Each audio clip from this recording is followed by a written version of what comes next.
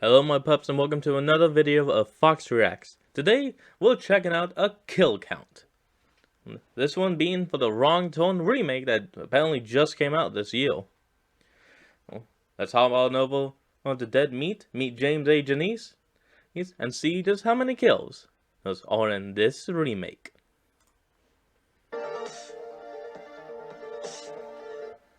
Welcome to the Kill Count, where we tally up the victims in all our favorite horror movies.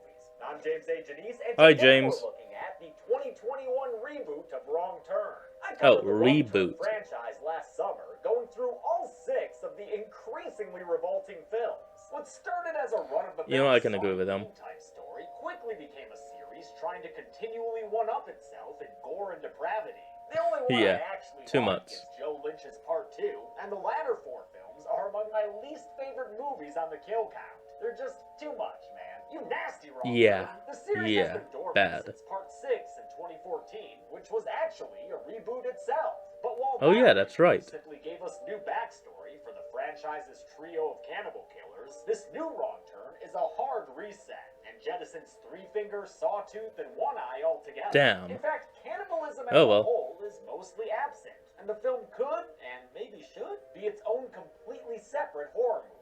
One of the reasons it's got the Wrong Turn name is because it was written by Alan B. McElroy, who wrote the 2003 original. He and Robert Oh, really? who also produced the first film, worked with franchise newcomer director Mike P. Nelson to tell an all-new story about how America is today, how people live in their own bubbles and constantly judge others from different lifestyles. While at first the film may seem like it's got a bit too much showy wokeness, it ends up avoiding any black and white morality, and instead shows that everyone can be biased and make assumptions. These themes are pulled off in large part because of the characters. Unlike the disposable meatbags of yester films, this reboot spends a lot of time letting its future victims be human beings. And though that sometimes contributes to the very bloated runtime, it gives a much more powerful emotional payoff when they die. So many times we see Really? horror movies where people get picked off and they get killed, and our characters move on to the next stage in the movie. Just pop, And pop, those characters pop, are forgotten. pop, pop, pop, gone. This Wrong Turn is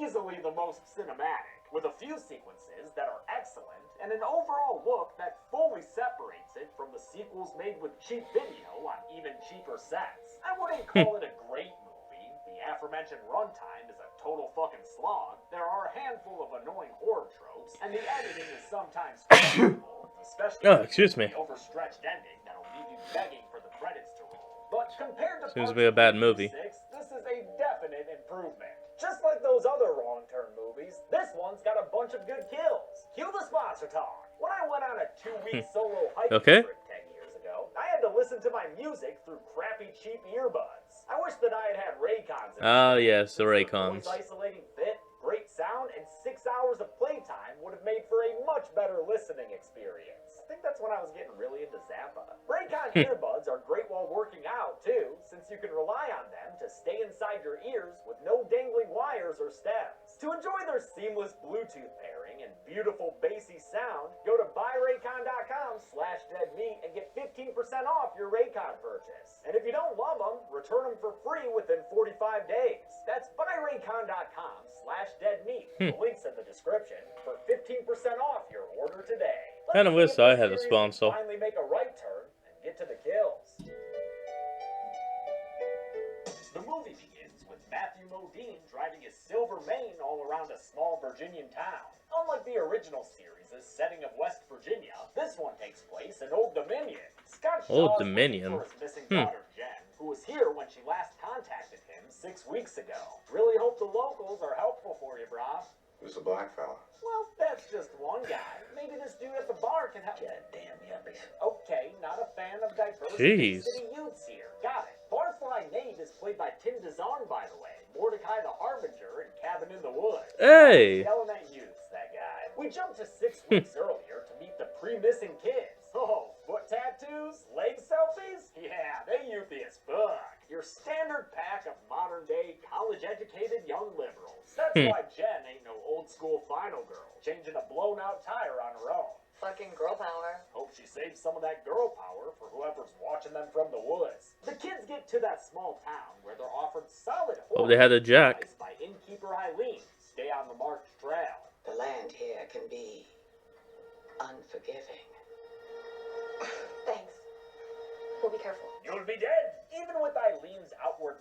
Darius, they interpret certain looks from her as judgment or hostility. And these small-town assumptions continue when they head to the local bar. Director Mike P. Nelson said in an interview that these characters only know rural people like these based on what they see in media and movies. Of course. That their higher education and very specific life experiences give them the answers to everything they need to know. They come in with extreme prejudice. Which is not to say that the locals are without their own hateful bias. Goddamn hipster freaks are the problem with this whole world. Jen defends her friends. He ain't wrong, you know. And says they're all successful. Wise-ass Adam develops apps. His fiancée Mila's an oncologist. Luis and Gary own bistros in New York. And her boyfriend Darius works at a non-profit. Meanwhile, she's a barista with 2 masters, art history and dance. Because she doesn't know what she wants to do with her life yet, unlike the determined Darius. I want to build a community where people are valued on their skills and their character, not their bank account or their skin color. The next morning, the 3 couples... In other words, he wants to do what Martin Luther King Jr. has been trying to do. Well, I mean, Martin Luther King Jr. did succeed in some bits. But then humanity decided, nah, let's reverse that. Like all the work Martin did, he did to fix our community, he brought whites and blacks back together. But now, some years later, blacks are trying to split away from whites and blaming whites for everything that's going on with them. I mean, look at all the facts that point to just all the... Okay, I'm... Sorry, I don't mean to ramble or get political up in here. Sorry, folks. I try to stay as politically free as I can. Let's just keep going. Looking like a Jansport back-to-school ad. They're ready to continue hiking the Appalachian Trail, something I've always wanted to do in full. Maybe one day. Or, you know, months. The hiking trail is majestic, with plenty of views to holla at. Let me holla at you. But Darius, shown earlier to be a history buff, wants to go off path to find an old Civil War fort. Jen listens to her boyfriend over the innkeeper's advice. Oh, come on. To his hiking, there's still no fort in sight. Darius has only led them to sweat and frustration. Wrong Turn 2021 You idiots. was filmed in late 2019 in the foothills of the Appalachians in southeastern Ohio. Not exactly Virginia, but still closer than the other Wrong Turns. All filmed in either Canada or Bulgaria. I love the beautiful nature shots captured by cinematographer Nick Junkersfeld, who, along with the rest of the cast and crew, had to actually hike out to and camp in filming locations deep inside the woods. First day, going into the woods to film. Darius possibly perceives a person prior to a perilous problem presented presently. It's a big law. Y'all doing really good. Hurdles downward in one of the movie's best scenes between its chaotic cinematography and striking sound design. And at least some of these stunts were done by the actors themselves. There were days when I would be done with like falling stunts, and then I would fall additionally 12, 13 times just on my own. It's a great way to keep things good and exciting as a prelude to our first kill. Damn. He's crushed and killed. Gary. Warned by his boyfriend Luis, who maybe shouldn't be staring at that mangled fucking body there. Damn, is it nasty. Rest in peace, Gary. Of the practical gore and the shocking effect it has on everyone else. Director Nelson spent a lot of time on set talking to the actors about these emotional beats. We talked about it for almost an hour. Our AD, Doug, was freaking out, which I get. But only had 26 days to shoot. Definitely worth the time. The realness of the characters is one of the movie's best assets. The responses range from guilt to rage to states of catatonia, and it doesn't help that they've got nosy little woods people spying on them. Let us cry privately, guy! Darius is patched up by the gifted Mila, but they're stuck so deep in these woods that they have to spend a wet night sleeping in them. Flashing lights. Heads up. On a tent? That's a real nice sleep soundtrack. Might counteract the Nosferatu's outside. Sorry, I'm just kidding. Or am I? The next morning, they wake up to find Mila and their You're good cell now. phones missing. They've also apparently camped next to a plaque commemorating the Foundation, an antebellum society, which is also this movie's subtitle internationally. So they're unable to find Wrong Mila. Turn, They the do find a Foundation. little girl named Ruthie, who Not just bad. met on a jog in town the previous morning before they left for the trail. Creepy kid. Since Adam is the kind of guy to traumatized first and ask questions later, he angrily chases Ruthie through the woods until his foot gets caught in a trap. And yanks her Oh, into a damn it. hunting pit, or Oh, whatever shit. technical What name the for it hell? is. I'm sure you'll let me know. In the meantime, I'll call it a ground mound. With people possibly rolling logs at and or hunting them, the remaining trio keeps moving until they find a cabin with hordes of objects like sunglasses. One of this reboot's only nods to the original film. They see Adam being carried by two men wearing deer and elk skulls, but get them to drop him when they approach with tools as weapons. Things look pretty damning here, and a language barrier prevents any further understanding. Speak English. Really out eat shit. Wait, did he just tell him to eat shit? Really out eat shit. I think he It told him to sounds eat like shit, it. kids. Now it's an interpretation before That is Adam funny. takes a branch to Elk Skull's head and knocks him to the ground in slow motion. He then proceeds to murder the hell out of Elk Skull. Ooh. We'll find out later his name's Samuel. Might have to call him Damn. Sam now, though, because his head is smashed up. Real smashed Damn. up. The other guy just Frickin' disappeared. killed him. A horror trope I hate that this movie already did earlier when they found a guy near their car at night. There were 6 pairs of eyes there, man. How'd that guy up and vanish? Adam claims his act of skull bashing was one of self-defense since these guys probably killed Mila, right? Adam.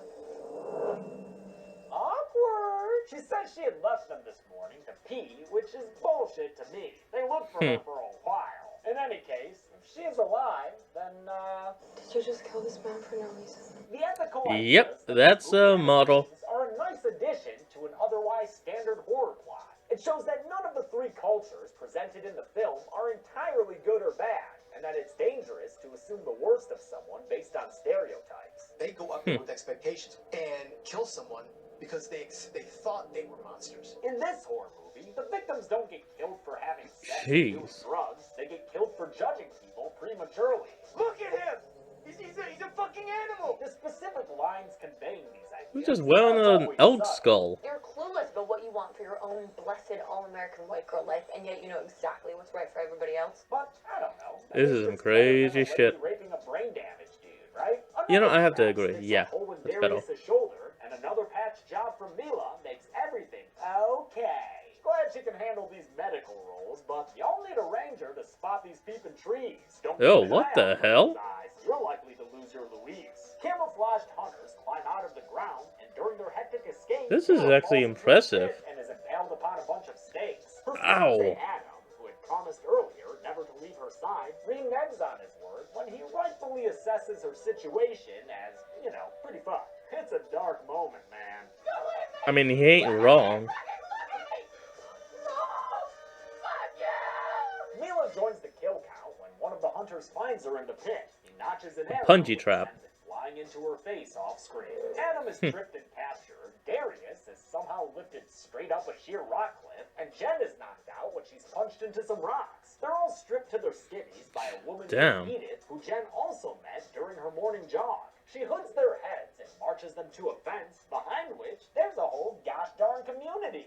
The Foundation. They've got livestock, metalwork, and creepy little girls. Really, everything you need to live, thrive, and survive. I love the tactile look of the Foundation Society. Seems like everything's going good. Berliner did a great job emulating a Civil War era aesthetic. The friends are de-hooded inside a torch-lit building as the soundtrack plays around with discordant strings and percussion. Ooh, They find nice. themselves in Nice court soundtrack. With the judge, a ramskull wearing dude, one who seems remarkably Ramskull, well groomed nice. for living in the middle of the woods. This barbershop aficionado is Venable, father of Edith, and he informs the outsiders that they're on trial. They're murder! The murder of Samuel, specifically, who was the brother of Morgan here. Morgan's actor, Damien Maffei, played the man in the mask in The Strangers Pray at Night. So, welcome back to the kill count, brah. Morgan says he and Samuel Welcome back. had found Adam unconscious, and were simply carrying him to safety like some mountain rideshare system. But then Adam killed Samuel. That's a 1-star passenger rating for show. Hannibal asks Jen if the accusation is true, and her lie of an answer is quickly dispelled by some sponsor-worthy gore. It's further decimated by the trial star witness, Ruby, Damn. who points Adam out as the murderer. The others are forced to witness Adam's punishment of execution. Around here, they do the whole eye for an eye thing, so Adam's condemned to a brain bashing with the branch he used on Samuel. But first, Hannibal's got a monologue in a meandering accent about That actually is an interesting way of carrying out a punishment. What you do to someone else shall be done unto you. It really makes a lot of sense. Was Hold on.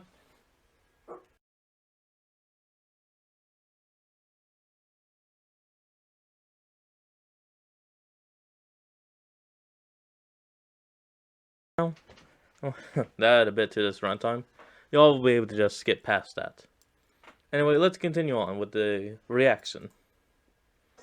founded by diverse families avoiding the Civil War, and now it's a mountain utopia. Everyone works. Everyone contributes. Our food is fresh and plentiful. We have no cancer, no poverty, no war. Whoa, dude, your place is like that Lenin song. You should call it Leningrad. Instead Hey. of Venable extracts some instant karma and smashes Adam's head apart. Sorry, Adam. In a loud and messy way. Holy shit, there is a crater where that dude's face used to be. Damn. Gnarly and, once again, very impactful. The body on twitching. witnesses. Yikes. For lying in court, the others are sentenced to a life of darkness, but not just by living in this cave. Luis, the first to receive the sentence, has his eyes burned out with a hot metal poker. Can't no LASIK fix that. Wanting to avoid such a sight-sizzling state, Jen says that she and Darius will join the foundation. He can help them with civic maintenance thanks to his non-profit experience, while Jen will offer up herself as a breeder of fine stock. I'm young, healthy. I have strong, healthy children. The bargain is accepted, and Venable takes Jen as a wife. He's been a widower this past year and is ready to put himself back out there, you know? Really give another honest go at making a coerced marriage work. Jen consigns herself to this fate in order to stay alive, and credit to Charlotte Vega for this and most every other scene she's in. Her performance does a lot towards making this movie work. Jen's new life as a woods wife is why she hasn't called home in weeks, and all the comforts of the upper class just can't replace a missing daughter. Sorry, second wife. We're brought back to the beginning of the film now. Alright, here we go. Shaw continues his search for Jen. The innkeeper Eileen comes in and steals his booze as she tells him about the woods people who probably took his daughter.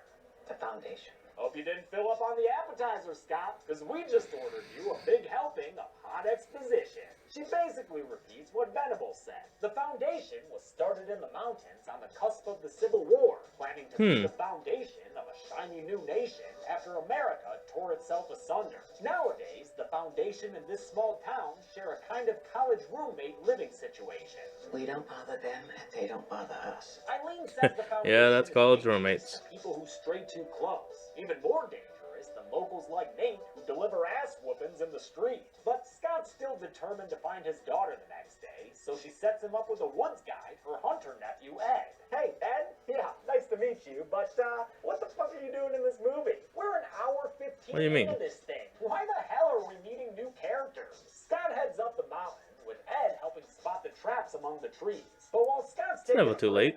Ed's son Cooper falls into a pit. As they try to get him out, an unseen tripwire sends a spiky stump down and crushes the father and son. I love Scott's slow realization that there's nobody making noise behind him, and his incredulity at the sight of somebody dead. What?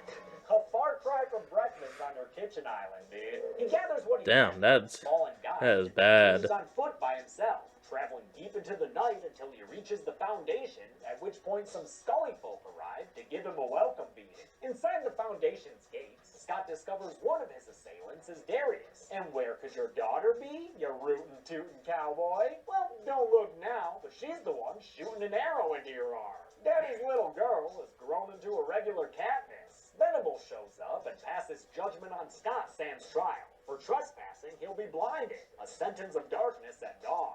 Jen tells her new hubby she approves of the sentencing, even throws in a little bit of believe me sex, but that night goes to free her father, as to spare him an eyeless fate. During the escape, Darius catches them, and though he says he won't tattle, he declines to come along. These people see me. Yeah, man, they see you. Until, you know, their eyes get burned out. Jen runs into Ruthie, who shows her a way out, but while she's trying to convince the girl to leave with her, that Morgan dude shows up. Whatever, though. Jen shoots and kills him pretty quickly. Yep, there it goes. Sex prisoner there? I think she ends up eating his body later. Jen and Scott Gross. leave the cave, seeing just how many people the Foundation has condemned to this miserable state. I will say that because of this, I don't think Samuel and Morgan were really trying to help out Adam. They were gonna blind Scott for trespassing, dude. I call bullshit. On their way out, Jen passes an eyeless Louise, and without too much of a second thought, kills the dude in an apparent act of mercy. Like, didn't even want to Rest see in if peace. he'd want to come with. Jen and Scott make it outside and face a few attacks. In one of them, Jen is tackled by Hobbs, a Foundation dude who acts as the Society's eyes in town. He was the one watching them from the trees in the beginning, and standing by their car before magically disappearing. Jen doesn't put up with the guy's slimy threats, and instead uses a knife to make mincemeat of his midsection. It may not be the most visually graphic kill, but it's squishy and excessive, so It's good enough. While his daughter's prepping shepherd's pie, Scott also scores a kill when he shoots an attacking Edith in the head. Just blows that thing clear off. Hot damn! Together, the two of them are There we attacked go. by another Foundation member, one wearing, I believe, a boar skull. Not sure. By now, Jen has Sorry, folks. I'm sorry that I've been covering the numbers of the kills. somehow become a fucking ace archer and is able to put the guy down with some Legolassean accuracy. Scott grabs himself Legolassean. a metal axe Nice. and follows his daughter down the mountain, where they all of a sudden run into some townies. Nate and a posse, ready to be good guys now. He lost a nephew to the Foundation a while back. You know how it goes. Their plan is not without hiccups, and one of Nate's crew is killed with a knife to the face. But their Damn, attacker is good put throw. down by Scott using that new axe. Because what's the point of looting bodies if you never remember to use the items? Always keep track of your inventory, folks. With that, they're able to load up and leave, keeping Ramhead Venable afar by lighting him up with a firebomb. Throwables are invaluable when it comes to PvP. Scott and Jen Shaw are safe and sound. But what's that? There's still 12 minutes left to this movie? Then why are we panning out over these trees, dog? Why we fade into black? It's X amount of time in the future, and Jen works for her Time dad has at passed. his architectural firm or whatever. They're very successful and cool. Not like those other Wrong Turn movies, the ones they reference in this line about family movie night. Boys pick something with inbred cannibals. Again? Yeah, Pops. Try watching 6 of them. Jen gets home and finds an unexpected house guest, Venable, with Ruthie in tow, posing as an old friend of Scott's here for dinner. Oh, He notes shit. that Jen will be eating for 2, and after we learn that he left her pregnant, we also learn that he left her ruthless. No, not like without that creepy kid Ruthie. I mean, she keeps knives in her clothes drawer and isn't afraid to attack him. He fends her off with an awesome stunt performed by Charlotte Vega's stunt double, Damn. Audrey, then goes ahead and kills her entire family, using a knife on her half-brothers and stepmom. Jen is able to stab him in the back of the head, but the damage is done, and she's surrounded by death. Wait, then where are the kill graphics? What are you doing? Jen? Wait, what?